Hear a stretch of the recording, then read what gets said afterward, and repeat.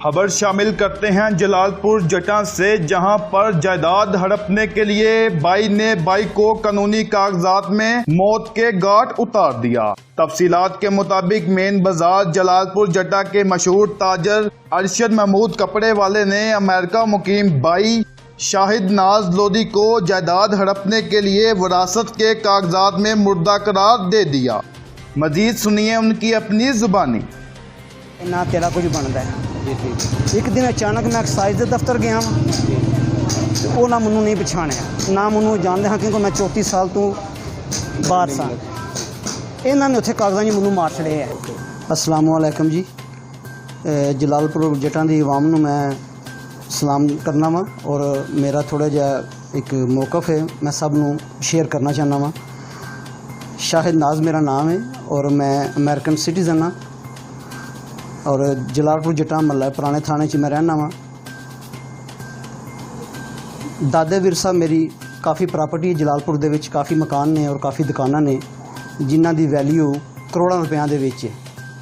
और इस सारी मैं तो अमेरिका दे विच रहना वा 35 साल तो, और इस सारी जायदाद नूं अरशद महमूद कपड़े वाला और बेटा राहत महमूद कपड़े वाला जिहड़ा वे उन्हां ने नौसरबाजी नाल और अपनी चलाकियां और हुशियारियां दे नाल बेईमानी करके सारी जायदाद नूं अपने नां, अपने बेटे दे नां और अपनी बीवी दे नां करा लिया और मैनू कोई शै नहीं दित्ती।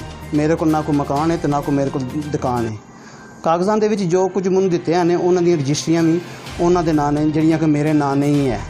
मेरे कोल कोई शै नहीं, ना कोई मेरे नां कोई शै है वे।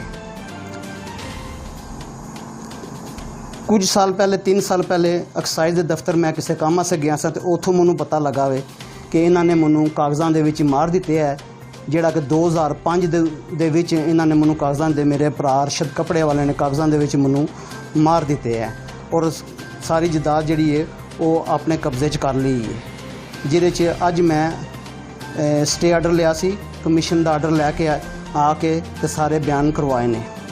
लिहाजा मैं उम्मीद करना वा चीफ जस्टिस ऑफ पाकिस्तान, वज़ीर आला पंजाब, DPO साहब गुजरात और मेन बाज़ार जलालपुर जटां दे सदर साहब अगे कि मेरे अगे मेरे नाल चलन और मेरी मदद करन इस मामले दे विच और मेरा जो जायज़ हक बनदा है वो मैनू लैके दिते जान। ऑलरेडी मेरा केस अदालत दे विच चलदा पिया अरशद साहब के खिलाफ और मैं उम्मीद करना वा कि सारे दोस्त मिल के मेरे नाल चलन और तावन करन।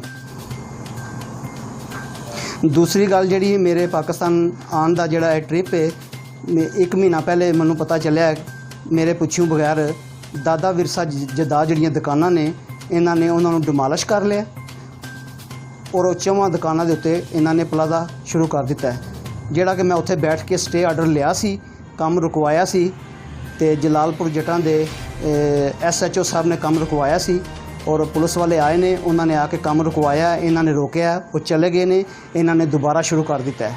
वो फिर आए ने, उन्होंने फिर रोकया, वो फिर चले गए ने, इन्होंने फिर शुरू कर रहा। फिर तीसरी बार राती को तकरीबन 12:30-1 बजे वो आए ने, फिर इन्हों राहत नूं और जिन्ने मिस्त्री और मजदूर लगे हैं सब नूं रेस्ट करके वो थाने लै गए ने और उन्होंने कुछ घंटे इन्हों रख के ते छड्ड दिता है।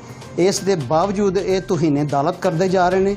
स्टे आर्डर दे विच इन्हां ने 4 मंजिला दुकानां बना लियां ने। अज भी कमीशन का आर्डर आया वे और विच भी इन्हां ने दुकानां कोई नहीं रोकियां, मिस्त्री लगे ने और कमीशन के आर्डर दे विच कमीशनर ने लिखिया वे कि मिस्त्री लगे ने और स्टे आर्डर है, स्टे आर्डर स्टिल चल रहा वे। और लिहाजा मेरी रिक्वेस्ट है सब अगे, चीफ जस्टिस अगे, DPO साहब अगे, SHO साहब अगे कि प्लीज़ इस काम नूं बंद करवाया जाए, रोकया जाए। बहुत बहुत शुक्रिया जी। अस्सलाम वालेकुम।